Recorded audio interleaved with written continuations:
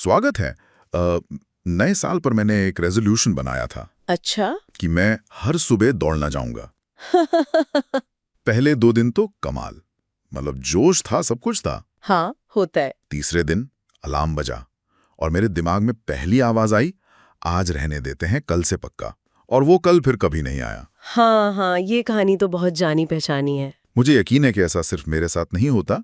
ऐसा लगता है जैसे कोई कोई अनदेखी ताकत है जो हमें अच्छी आदतें बनाने से रोकती है। और मजे की बात यह है कि भौतिकी और रसायन विज्ञान में उन अनदेखी ताकतों के बहुत सटीक नाम हैं। तो आज हम यही करने वाले हैं। हम शेन पैरिश की किताब द ग्रेट मेंटल मॉडल्स के सारांश से कुछ आइडियाज ले रहे हैं और ये समझने की कोशिश करेंगे कि भौतिकी और रसायन विज्ञान के सिद्धांत हमारी रोजमर्रा की जिंदगी पर, खासकर बदलाव लाने की हमारी कोशिशों पर कैसे लागू होते हैं। मिशन साफ है, ये जानना कि आप तीसरे दिन बिस्तर से क्यों नहीं उठ पाए। हाँ बिल्कुल। तो चलिए इसे खोलकर समझते हैं। तो शुरुआत करने के लिए मुझे लगता है हमें इंसानी व्यवहार के सबसे बुनियादी नियम को समझना होगा। ये न्यूटन के एक नियम से काफी मिलता जुलता है। आप पारस्परिक का या रेसिप्रोसिटी की बात कर रही हैं, है ना? जैसे को तैसा वाला सिद्धांत। हाँ, मुझे इसका एक क्लासिक उदाहरण याद है। जब कोई वेटर बिल के साथ एक छोटी सी कैंडी छोड़ जाता है, हाँ। तो हम अनजाने में ही थोड़ी ज्यादा टिप देने के लिए प्रेरित महसूस करते हैं। ये एक सामाजिक लेन देन है। बिल्कुल। और ये विचार सीधे तौर पर न्यूटन के गति के तीसरे नियम जैसा है। हर क्रिया की बराबर और विपरीत प्रतिक्रिया होती है। भौतिकी में हम इसे हर जगह देखते हैं। जैसे एक जेट इंजन, वो तेजी से गैस को पीछे की ओर धकेलता है और इसी क्रिया की प्रतिक्रिया में विमान आगे बढ़ता है। या फिर एक ऑक्टोपस, वो भी पानी को एक दिशा में जोर से बाहर धकेलकर खुद को विपरीत दिशा में आगे बढ़ाता है। एक मिनट, भौतिकी में तो ये नियम पत्थर की लकीर है, मतलब क्रिया और प्रतिक्रिया हमेशा बराबर होती हैं। लेकिन क्या इंसानी रिश्तों में ऐसा होता है? मुझे तो लगता है कि अक्सर बॉस की क्रिया पर कर्मचारी की प्रतिक्रिया बहुत तभी हुई होती है। वहां तो न्यूटन का नियम काम करता नहीं दिखता। ये एक बेहतरीन सवाल है और यहीं पर इन मानसिक मॉडलों की खूबसूरती सामने आती है। ये नियम नहीं है, ये सोचने के ढांचे हैं। अच्छा। भौतिकी का नियम एक बंद सिस्टम में सटीक है, लेकिन इंसानी रिश्तों में शक्ति का संतुलन, डर, सामाजिक दबाव, ऐसे कई और वेरिएबल आ जाते हैं। तो प्रतिक्रिया होती जरूर है, लेकिन शायद वो तुरंत या सीधे तौर पर ना दिखे। मतलब? हो सकता है कर्मचारी घर जाकर अपनी फ्रस्ट्रेशन निकाले या मन में नाराजगी पालता रहे, जो बाद में किसी और रूप में सामने आए। ऊर्जा कहीं ना कहीं तो जाएगी ही। और इसका मतलब ये भी हुआ कि इस सिद्धांत का गलत इस्तेमाल भी हो सकता है। हाँ, और होता भी है। सेल्स और मार्केटिंग में इसका खूब इस्तेमाल होता है। आपको एक फ्री सैंपल दिया जाता है जिससे आप पर खरीदने का एक हल्का सा सामाजिक दबाव बन जाता है। या बातचीत में कोई आपके सामने अपनी कोई छोटी मोटी कमी बता देता है ताकि आप भी सहज होकर अपनी कोई बड़ी बात बता दें। ये पारस्परिकता का एक सोचा समझा इस्तेमाल है। तो ये लेन देन हमेशा बराबर या मासूम हो जरूरी नहीं। ठीक है, तो ये तो बाहरी लेन देन की बात हुई। लेकिन उस अंदरूनी संघर्ष का क्या, जो मैं अपने बिस्तर में महसूस कर रहा था? मैं कुछ करना चाहता था पर कर नहीं पा रहा था। ऐसा लग रहा था जैसे कोई अनदेखी ताकत मुझे रोक रही हो। और विज्ञान में उस अनदेखी ताकत का एक बहुत सटीक शब्द है, जड़ता या इनर्शिया। हाँ, ये न्यूटन का पहला नियम है। कोई वस्तु जो स्थिर है वो स्थिर ही रहना चाहती है और जो गति में है वो उसी गति में रहना चाहती है जब तक कि उस पर कोई बाहरी बल ना लगाया जाए। बिल्कुल। स्रोत में इसके बहुत अच्छे उदाहरण हैं। जैसे लोग जानते हैं कि थोड़ी दूर जाने के लिए पैदल चलना सेहत के लिए अच्छा है, फिर भी वो कार का इस्तेमाल करते रहते हैं। या लोग सालों तक ऐसी नौकरी में बने रहते हैं जो उन्हें बिल्कुल पसंद नहीं। ऐसा इसलिए क्योंकि जो चल रहा है उसे चलने देना सबसे कम मेहनत का रास्ता है। मेरा शरीर जो आराम कर रहा था वो आराम ही करना चाहता था। हाँ, जड़ता इसका एक बड़ा हिस्सा है। लेकिन मुझे लगता है कि यहाँ सिर्फ जड़ता नहीं है। नौकरी वाले उदाहरण में सामाजिक घर्षण यानी सोशल फ्रिक्शन भी काम कर रहा होता है। रिश्तेदार क्या कहेंगे, दोस्त क्या सोचेंगे। सही बात है। और साथ ही वित्तीय शांता या फाइनेंशियल विस्कोसिटी भी होती है। मतलब नई नौकरी ढूंढने की प्रक्रिया कितनी मुश्किल और धीमी होगी। ये सारी ताकतें मिलकर उस जड़ता को और मजबूत कर देती हैं। अच्छा, आपने घर्षण और शांता की बात की, फ्रिक्शन और विस्कोसिटी। ये सुनने में एक जैसे लगते हैं। मेरे लिए तो दोनों का मतलब रुकावट है। इनमें असल में फर्क क्या है और ये फर्क समझना क्यों जरूरी है? यह जानना बहुत जरूरी है क्योंकि दोनों अलग अलग तरह से काम करते हैं। देखिए, घर्षण दो ठोस सतहों के बीच गति का विरोध करता है, जैसे जमीन पर एक भारी बक्से को धकेलना। ठीक है। वहीं श्यानता किसी तरल पदार्थ के बहाव का विरोध करती है, जैसे शहद पानी से ज्यादा गाढ़ा या विस्कस होता है, इसलिए वो धीरे बहता है। अब यहाँ सबसे आकर्षक बात पैमाने यानी स्केल और संदर्भ कॉन्टेक्स्ट का महत्व है। इसका कोई उदाहरण दे सकती है? स्रोत में इसका एक बेहतरीन उदाहरण है। पानी की श्यानता एक प्लवक यानी प्लैंकटन जैसे छोटे से जीव के लिए बहुत बड़ी बाधा है। अच्छा। उसके लिए पानी में तैरना वैसा ही है जैसा हमारे लिए गाढ़े शीरे या शहद में तैरना।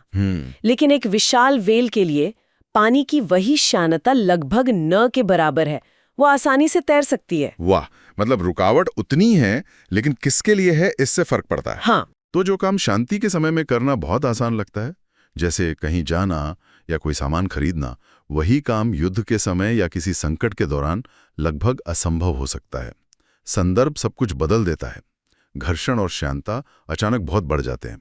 बिल्कुल। आपकी सुबह की दौड़ के मामले में शायद उस दिन की भावनात्मक श्यानता ज्यादा थी। हो सकता है आप थके हुए हो या किसी बात पर तनाव में हो, जिससे बिस्तर से उठने का आसान सा काम भी शहद में तैरने जैसा मुश्किल लग रहा हो। ठीक है, तो अगर जड़ता हमें स्थिर रखती है और घर्षण हमें धीमा करता है, तो सवाल यह है कि कोई भी काम, कोई भी बदलाव शुरू कैसे होता है? वो पहली चिंगारी कहाँ से आती है? इसका जवाब हमें रसायन विज्ञान से मिलता है। सक्रियण ऊर्जा या एक्टिवेशन एनर्जी। एक्टिवेशन एनर्जी ये एक शानदार मॉडल है। रसायन विज्ञान में सक्रियण ऊर्जा वह न्यूनतम ऊर्जा है जो किसी भी रासायनिक प्रतिक्रिया को शुरू करने के लिए जरूरी होती है। जैसे माचिस की तीली में आग लगाने की क्षमता तो है, लेकिन जब तक आप उसे रगड़कर जरूरी गर्मी पैदा नहीं करते, वो नहीं जलेगी। वो शुरुआती चिंगारी ही सक्रियण ऊर्जा है। तो मेरी सुबह की दौड़ के लिए सक्रियण ऊर्जा थी बस हिम्मत करके जूते पहन लेना और दरवाजे से बाहर निकल जाना। हाँ। कुछ दिन मेरे पास वो ऊर्जा थी और कुछ दिन नहीं। ये सिर्फ छोटी छोटी आदतों की बात नहीं है, बड़ी चीजों में भी तो ऐसा ही होता होगा। हर जगह कोई नया बिजनेस शुरू करने के लिए जो पहली कुछ बैठकें, योजना और शुरुआती निवेश लगता है, वो सक्रियण ऊर्जा है। यहाँ तक कि किसी सामाजिक या राजनीतिक क्रांति को शुरू करने के लिए भी एक शुरुआती घटना या आंदोलन की जरूरत होती है। अगर ये शुरुआती ऊर्जा काफी नहीं है तो कुछ भी नहीं होता। सिस्टम अपनी स्थिर अवस्था में ही बना रहता है। लेकिन क्या उस जरूरी ऊर्जा को कम करने का कोई तरीका है? क्या हम उस पहाड़ को थोड़ा छोटा कर सकते हैं जिस पर हमें चढ़ना है? हाँ, और यहीं पर उत्प्रेरक यानी कैटलिस्ट्स काम आते हैं। उत्प्रेरक किसी प्रतिक्रिया को शुरू नहीं करते, वे बस पहले से संभव प्रक्रिया के लिए जरूरी सक्रियकरण ऊर्जा को कम कर देते हैं, जिससे वो तेजी से होने लगती है। हाँ, बहुत तेजी से। और सबसे खास बात यह है कि वे इस प्रक्रिया में खुद खर्च नहीं होते। मतलब वे बस मौजूद रहकर काम को आसान बना देते हैं। जैसे दही जमाने के लिए जामन। एकदम सही उदाहरण। जामन एक उत्प्रेरक है। शराब या ब्रेड बनाने में इस्तेमाल होने वाला यीस्ट एक जैविक उत्प्रेरक है। अच्छा। तकनीकी दुनिया में हमारी गाड़ियों में लगे कैटालिटिक कन्वर्टर्स जहरीले धुएं को कम हानिकारक गैसों में बदलने के लिए प्लैटिनम और रोडियम जैसे उत्प्रेरकों का उपयोग करते हैं। ये उत्प्रेरक उस रासायनिक प्रक्रिया को बहुत तेजी से करवाते हैं जो शायद अपने आप होने में हजारों साल लेती। स्रोत में एक बहुत ही प्रेरणादायक ऐतिहासिक तथ्य भी साझा किया गया है 18वीं सदी की एक महिला वैज्ञानिक एलिजाबेथ फुलहैम के बारे में। हाँ, उन्होंने उत्प्रेरण कैटलिस्ट के क्षेत्र में कुछ शुरुआती और महत्वपूर्ण खोजें की थीं। उन्होंने ये साबित किया कि कई प्रतिक्रियाओं के लिए पानी एक उत्प्रेरक के रूप में जरूरी है। ये सोचना ही कमाल है कि उस दौर में जब एक महिला का वैज्ञानिक होना लगभग अकल्पनीय था, बिना किसी संसाधन या समर्थन के कोई सिर्फ अपनी जिज्ञासा के दम पर विज्ञान को आगे बढ़ा रहा था। ये अपने आप में सामाजिक जड़ता और घर्षण पर काबू पाने का सबसे बड़ा उदाहरण है। वो खुद विज्ञान के लिए एक उत्प्रेरक थीं। बहुत खूबसूरत तरीके से कहा आपने। सही उत्प्रेरक, चाहे वो कोई रसायन हो, कोई विचार हो या कोई इंसान, पूरी प्रक्रिया को बदल सकता है। ठीक है, तो उत्प्रेरक चीजों को शुरू करना आसान बनाते हैं, लेकिन हम कम मेहनत से ज्यादा परिणाम कैसे पा सकते हैं? यानी अपने प्रयास को कई गुना कैसे बढ़ाएं? मुझे लगता है यहाँ लेवरेज का सिद्धांत काम आता है। हाँ, आर्किमिडीज का वो प्रसिद्ध कथन, मुझे खड़े होने के लिए एक जगह और एक काफी लंबा लीवर दे दो और मैं पूरी दुनिया को हिला दूंगा, ये शायद सबसे शक्तिशाली मानसिक मॉडलों में से एक है। हम अक्सर कड़ी मेहनत को ही सफलता का पैमाना मान लेते हैं, लेकिन लीवरेज हमें सिखाता है कि सही जगह पर सही उपकरण का इस्तेमाल करना ज्यादा जरूरी है। इसका एक सरल रोजमर्रा का उदाहरण लेते हैं। मान लीजिए कि आप एक सामुदायिक कार्यक्रम आयोजित कर रहे हैं। आप अकेले सारी मेहनत कर सकते हैं, या फिर आप स्थानीय व्यवसायों से स्पॉन्सरशिप ले सकते हैं और स्वयं सेवकों की मदद ले सकते हैं। ये लीवरेज का इस्तेमाल है। लेकिन इसके कुछ और भी उदाहरण हो सकते हैं जो इतने साफ ना दिखते हों। बिल्कुल, ज्ञान अपने आप में सबसे बड़ा लीवरेज है। लिखित भाषा एक तरह का लीवरेज है जिससे हम हजारों साल पहले के ज्ञान का लाभ उठा सकते हैं। इंटरनेट सबसे बड़ा लीवरेज है।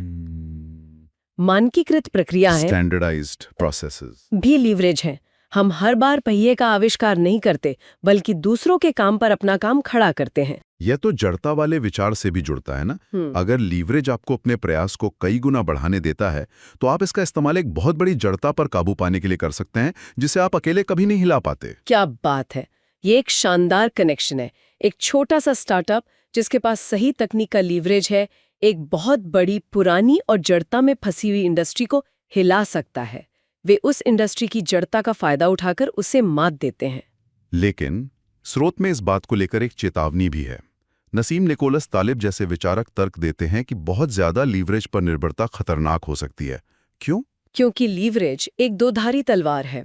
ये आपके फायदे को जितना बढ़ाता है, आपके नुकसान को भी उतना ही बढ़ाता है, और ये सिस्टम में मौजूद कमजोरियों को छिपा देता है। कोई उदाहरण? इसका सबसे बड़ा उदाहरण 2008 का वित्तीय संकट है, जो अत्यधिक वित्तीय लीवरेज का परिणाम था। बैंकों ने बहुत छोटे से आधार पर बहुत बड़ा दाम लगा रखा था। जब चीजें गलत हुईं तो पूरा सिस्टम ढह गया। लीवरेज नाजुकपन, फ्रेजिलिटी पैदा करता है। तो अगर मैं इन सब विचारों को अपनी सुबह की दौड़ वाली समस्या पर लागू करूं, तो जड़ता मुझे बिस्तर में रखना चाहती थी, सक्रियण ऊर्जा मुझे बिस्तर से बाहर निकालने के लिए जरूरी शुरुआती हिम्मत थी। सही। एक उत्प्रेरक शायद एक दोस्त का फोन होता जो मुझे उठाने के लिए कॉल करता, जिससे मेरी सक्रियण ऊर्जा की जरूरत कम हो जाती।